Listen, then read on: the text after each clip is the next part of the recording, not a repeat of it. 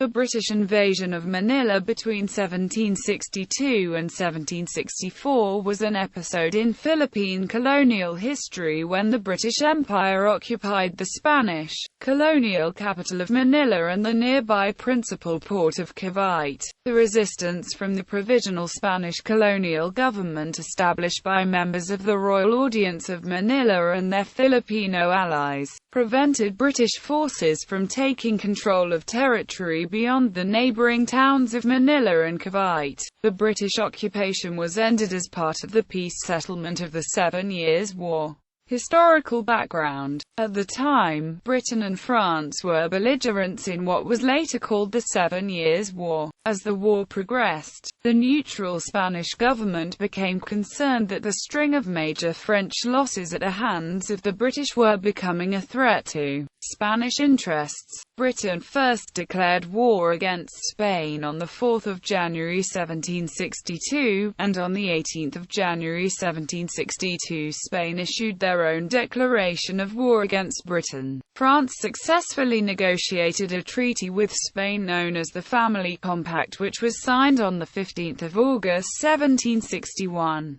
By an ancillary secret convention, Spain became hurriedly committed to making preparations for war against Britain. On 6 January 1762, the British cabinet led by the Prime Minister, the Earl of Bute, agreed to attack Havana in the West Indies, and approved Colonel William Draper's scheme for taking Manila with some troops, which are already in the East Indies in the east. Draper was commanding officer of the 79th Regiment of Foot, which was currently stationed in Madras, British India. On 21 January 1762, King George III signed the instructions to Draper to implement his scheme, emphasizing that by taking advantage of the existing war with Spain, Britain might be able to assure her post-war mercantile expansion. There was also the expectation that the commerce of Spain would suffer a crippling blow. Upon arriving in India, Draper's brevet rank became Brigadier General. A secret committee of the East India Company agreed to provide a civil governor for the administration of the islands, and in July 1762 appointed Dawson Drake for the post. Manila was one of the most important trading cities in Asia during this period, and the company wanted to extend its influence over the archipelago. Offensive actions. On 24 September 1762, a British fleet of 8 ships of the line, 3 frigates, and 4 storeships with a force of 6,839 regulars, sailors and marines, sailed into Manila Bay from Madras. The expedition, led by Brigadier General William Draper and Rear Admiral Samuel Cornish, captured Manila, the greatest Spanish fortress in the Western Pacific. The Spanish defeat was not really surprising. The former Governor-General of the Philippines, Pedro Manuel de Arandia, had died in 1759 and his replacement, Brigadier Francisco de la Torre, had not arrived because of the British attack on Havana in Cuba. The Spanish crown appointed the Mexican-born Archbishop of Manila Manuel Rojo del Rio y Vieira as temporary lieutenant governor, in part because the garrison was commanded by the Archbishop, instead of by a military expert. Many mistakes were made by the Spanish forces. On 5 October 1762, the night before the fall of the walled city of Manila, the Spanish military persuaded Rojo to summon a council of war. Several times the Archbishop wished to capitulate but was prevented by very heavy battery fire that day. The British had successfully breached the walls of the Bastion San Diego, dried up the ditch, dismounted the cannons of that bastion and the 2 adjoining bastions, San Andres and San Eugenio, set fire to parts of the town, and drove the Spanish forces from the walls. At dawn of 6 October, British forces attacked the breach and took the fortifications, meeting with little resistance. During the siege, the Spanish military lost 3 officers, 2 sergeants, 50 troops of the line, and 30 civilians of the militia, besides many wounded. Among the natives there were 300 killed and 400 wounded. The besiegers suffered 147 killed and wounded, of whom 16 were officers. The fleet fired upon the city more than 5,000 bombs, and more than 20,000 balls. Occupation of Manila. Once Manila fell to British troops, the soldiers turned to pillage. Quote, Rojo wrote that the sack actually lasted 30 hours or more, although he laid the blame on the domestics of the Spaniards, the Chinese and Filipinos, as much as upon the British soldiers. Writing in his journal, Archbishop Governor Rojo described the events and said, "The city was given over the pillage, which was cruel and lasted for 40 hours, without excepting the churches, the archbishopric, and a part of the palace. Although the Captain General objected at the end of the 24 hours, the pillage really continued, in spite of the orders of the British general for it to cease. He himself killed with his own hands a soldier he found transgressing his orders, and had 3 hanged. The British had demanded a ransom of $4 million from the Spanish government, to which Archbishop Rojo now agreed to avoid further destruction." On the 2nd of November 1762, Dawson Drake of the British East India Company assumed office as the British Governor of Manila. He was assisted by a council of 4, consisting of John L. Smith, Claude Russell, Henry Brooke and Samuel Johnson. When after several attempts, Drake realized that he was not getting as many assets that he expected, he formed a war council that he named Chotri Court, with power to imprison anyone. Many Spaniards, Latinos, mestizos, Chinese, and natives were imprisoned for crimes that, as denounced by Captain Thomas Backhouse, were only known to himself. Resistance. In the meantime, the Royal Audience of Manila had organized a war council and dispatched Oidor Don Simon Duranda y Salazar to the provincial town of Bulacan to organize continued resistance to the British.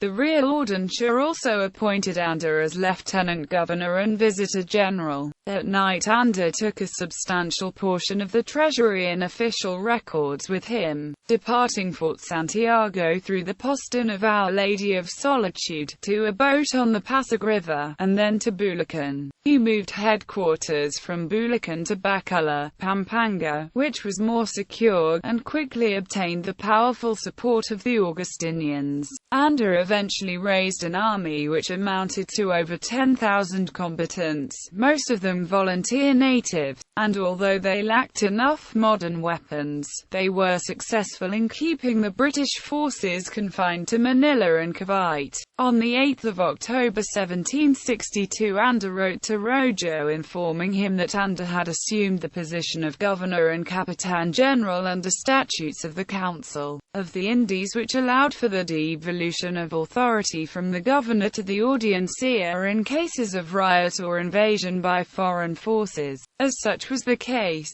Anda, being the highest member of the audiencia not captive by the British, assumed all powers and demanded the royal seal. Rojo declined to surrender it and refused to recognize Anda as Governor-General. The surrender agreement between Archbishop Rojo and the British military guaranteed the Roman Catholic religion and its episcopal government, secured private property, and granted the citizens of the former Spanish colony the rights of peaceful travel and of trade, as British subjects. Under British control, the Philippines would continue to be governed by the Royal Audiencia, the expenses of which were to be paid by Spain. However, Anda refused to recognize any of the agreements signed by Rojo as valid, claiming that the Archbishop has been made to sign them by force, and therefore, according to the statutes of the Council of the Indies, they were invalid. He also refused to negotiate with the invaders until he was addressed as the legal Governor-General of the Philippines, returning to the British the letters that were not addressed to that effect. All of these initiatives were later approved by the King of Spain, who rewarded him and other members of the Audiencia, such as José Basco y Vargas,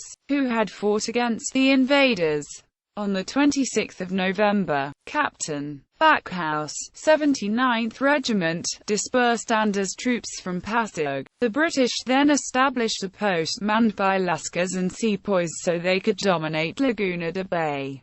Then, on 19 January, 1763, the British sent an expedition commanded by Capt.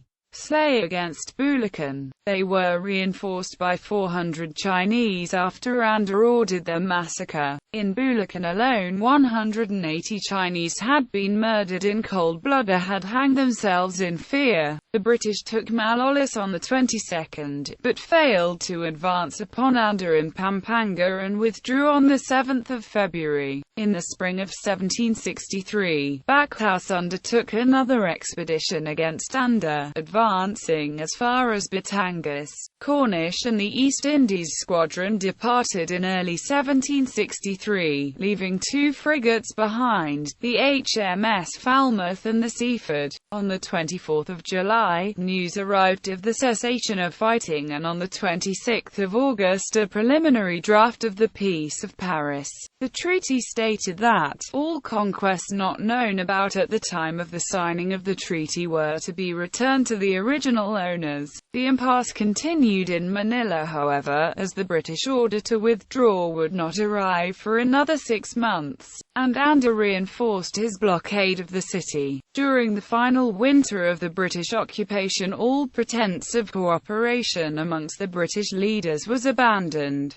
End of the occupation. The 7 Years' War was ended by the signing of the Treaty of Paris on 10 February 1763. At the time of signing, the signatories were not aware that Manila had been taken by the British, and consequently it fell under the general provision that all other lands, not otherwise provided for, be returned to the Spanish crown. After Archbishop Rojo died in January 1764, the British military finally recognized Simon Durando y Salazar as the legitimate governor of the Philippines, sending him a letter addressed to the Real Audiencia Gobernadora y Capitania General, after which Anda agreed to an armistice on the condition that the British forces withdraw from Manila by March. However, the British finally received their orders to withdraw in early March, and by mid-March the overdue Spanish governor for the Philippines, Brig. Don Francisco de la Torre, finally arrived. This Spanish governor brought with him orders from London for Brereton and Backhouse to surrender Manila to himself. Drake departed Manila on 29 March 1764, and the Manila Council elected Alexander Dalrymple provisional deputy governor. The British ended the occupation by embarking from Manila and Cavite in the first week of April 1764. The 79th Regiment finally arrived Madras on 25 May 1765. Aftermath. Diego Silang, who was emboldened by Spanish vulnerability, was promised military assistance if he began a revolt against the Spanish government in the Ilocos region, but such aid never materialized. Silang was later assassinated by his own friends, and the revolt aborted after his wife, who had taken over the leadership, was captured and executed together with the remaining rebel forces. Sultan Alamuddin I, who had signed a treaty of alliance with the British forces after they had freed him from Fort Santiago in Manila, where he had been imprisoned accused of treason, was also taken with the evacuating forces, in the hope that he could be of help to the aspirations of the East India Company and the Sultanate of Sulu. A number of sepoys deserted the British forces and settled down in Pasig, Taytay and Cainta, Rizal. De la Torre claimed the British destroyed the archives, plundered the palace, removed all naval stores at Cavite and dismantled the city of Manila. The conflict over payment by Spain of the outstanding part of the ransom promised by Rojo in the terms of surrender, in compensation by Britain for the excesses committed by Governor Drake against residents of Manila, continued in Europe for years afterward. Assessment: the British failure to extend lasting control beyond Manila and Cavite and the revolt of their soldiers as their situation deteriorated left the weakened British force vulnerable. Captain Thomas Backhouse reported to the Secretary of War in London that the enemy is in full possession of the country. The British had accepted the written surrender of the Philippines from Archbishop Rojo on 30 October 1762, but the Royal Audience of Manila had already appointed Simon Duranda y Salazar as the new Governor-General as provided for under the Statutes of the Council of the Indies, as was pointed out by Anda and retrospectively confirmed by the King of Spain, in his re-appointment of both Anda and Basco. It was not the first time that the Audiencia had assumed responsibility for the defense of the Philippines in the absence of a higher authority. In 1646, during the battles of La Naval de Manila, it temporarily assumed the government and maintained the defense of the Philippines against the Dutch, as Francisco Leandro Viana, who was in Manila during the 20-month occupation, explained to the Spanish king in 1765. The English conquest of the Philippines was just an imagined one, as the English never owned any land beyond the range of the cannons in Manila. Bibliography. Fish, Shirley. When Britain Ruled the Philippines, 1762–1764, The Story of the 18th-Century British Invasion of the Philippines During the 7 Years' War. 1. De Books Library. ISBN 978-1-4107-1069-7. ISBN 1-4107-1069-6. ISBN 978-1-4107-1069-7. Additional readings. Borschberg, P. Chinese merchants, Catholic clerics and Spanish colonists in British-occupied Manila, 1762–1764, in Maritime China in Transition, 1750–1850, ed. by Wang Gungwu and Engchin Keong, Wiesbaden, Harriswitz, pp. 355–372.